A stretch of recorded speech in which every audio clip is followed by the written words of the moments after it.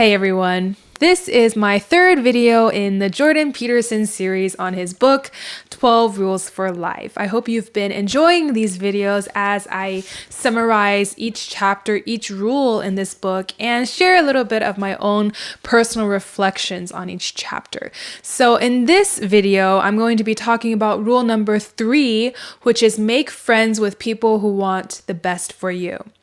Obviously, as we can tell from the title, it's about making good friends. But in the chapter, Peterson dwells into more than just that. He starts off with explaining why do we make bad friends?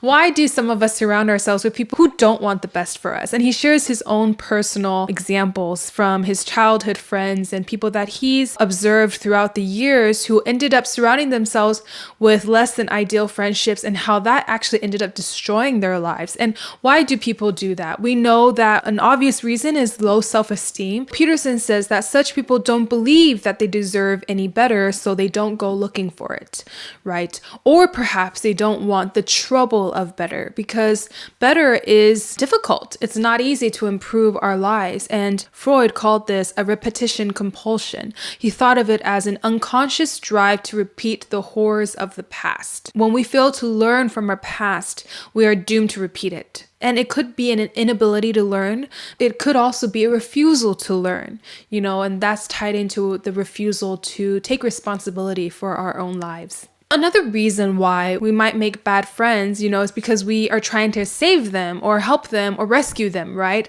I call this the savior complex. Peterson, he doesn't use that terminology, but Peterson says, be careful because not everyone who is failing is a victim and not everyone at the bottom wishes to rise. So that's why we also have to be careful when discerning the motives of other people. He says that the distinction is difficult even for the person who is wanting and needing and possibly exploiting a willing helper. So what he's saying is that, sometimes the person who's asking for your help, they may very well be genuine, but it may also be the case that they're just trying to justify their own reasons for being in that situation in the first place rather than taking personal responsibility to get out of it. And so while it's hard for us to distinguish other people's intentions or motives, and that's probably not really our job to do that, in the meantime, we also have to check ourselves. Like, why are we helping them?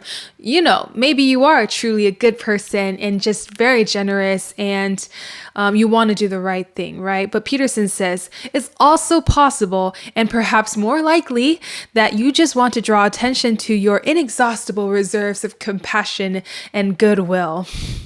He says maybe it's because it's easier to look virtuous when standing alongside someone utterly irresponsible. Ouch.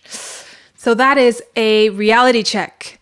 Am I helping this person because I truly want the best for them and I don't care about what I get back in return? Or am I helping them because it looks good on my resume? Am I helping them because it makes me look better among my friends? I think it's also important for us to check ourselves and where our motives are coming from. He says, assume first that you are doing the easiest thing and not the most difficult. Isn't that just logical? Like, we are human beings with a human nature. Like, of course, we would want to do the easiest thing and not the most difficult. And I think the most difficult thing is to truly live a virtuous life, to be a good person. And it's easier to just pretend that you are. And so I know sometimes I have to check myself, like, where am I coming from? And am I just deceiving myself, on my motives and why I'm doing this? So he says, before we help someone, don't assume that they're a victim, because by definition, a victim is powerless. If we just assume that people are victims, then we're also stripping them of all their power. That is personal responsibility. That's not empowering them. Because the reality is, it is far more likely that a given individual has just decided to reject the path upward because of its difficulty. And Peterson writes that in his book. We have to consider that failure is easy to understand.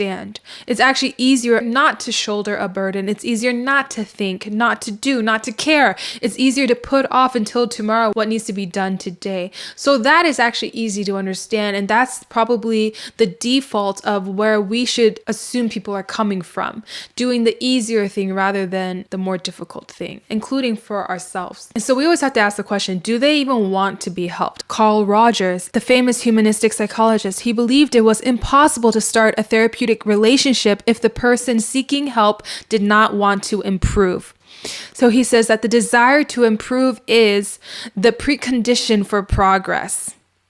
So they have to want to be helped in order for you to truly help them. If they don't want it in the first place, there's really nothing you can do. You can't convince them to want to be better. You just can't. Peterson is quite blunt about this. He says, if I stay in an unhealthy relationship with you, perhaps it's because I'm too weak-willed and indecisive to leave. Thus, I continue helping you and console myself with my pointless martyrdom.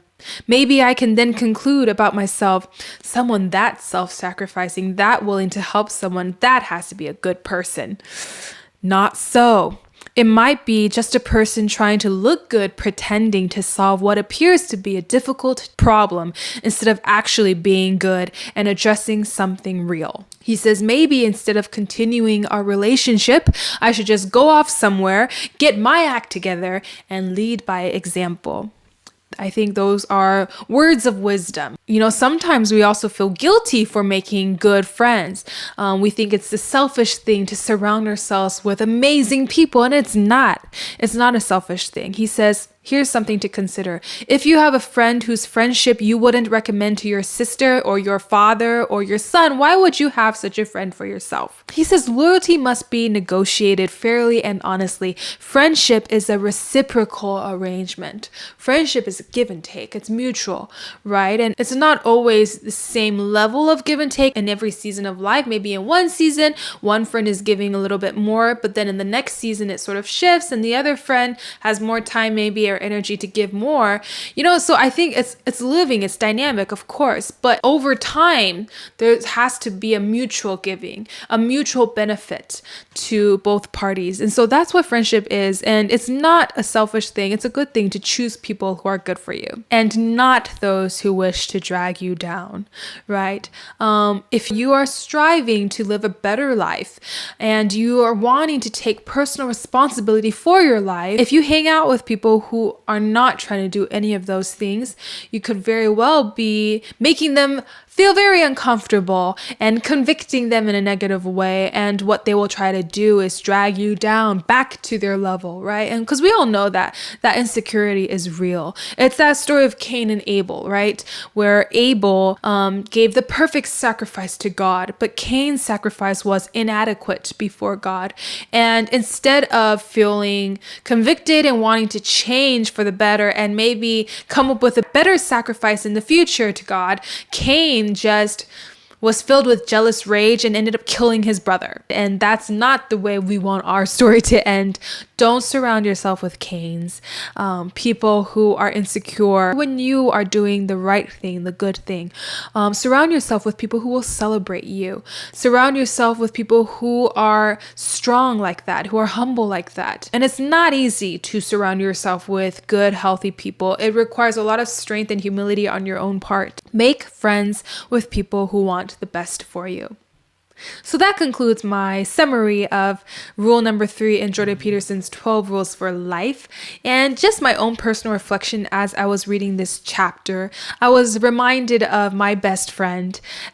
She is someone I treasure so much in my life, and I think a big reason is because she's one of the few people in my life that really has the guts and the courage to call me out when I am not gracious towards someone, when my thinking is wrong. She calls me out on it. And I remember one time we went to my home and she witnessed my interaction with my mom, and I was less than gracious, and I probably had a very sour attitude that day. And I remember we both left my house and she called me out on that. She was like, Melody, you had a pretty bad attitude with your mom. That was something along those lines. And I just remember actually feeling so grateful that she trusted me enough to tell me that. And she's always been, ever since then, someone that I just really trust and that I really respect because of her honesty. But she's not only someone who keeps me accountable, she's also one of the best encouragers in my life. Every time when I'm feeling down or not so great about myself, I'm dealing with, self-esteem issues or insecurities and things like that, I'll call her and she just remind me how awesome I am. And I feel like because she truly sees that in me, she truly loves me and she truly appreciates me just as much as I appreciate her. So our relationship truly is that reciprocal friendship that Peterson talks about, and I wouldn't trade it for anything in the world. Yeah, I hope that this video blessed you. I hope you learned something in this video, maybe made you reflect a little bit on your own friendships and relationships. Are the people that you surround yourself with people who want the best for you? We are the average of the people we hang out with the most. And so I think the people we surround ourselves with, the people we make friends with, are very important in the trajectory of our lives. So yeah, if you like this video, give it a thumbs up and share and subscribe to my channel. I'll be doing more videos like this in the future, as well as my usual song videos. Hope you enjoy those. So yeah, thanks for watching. Bye.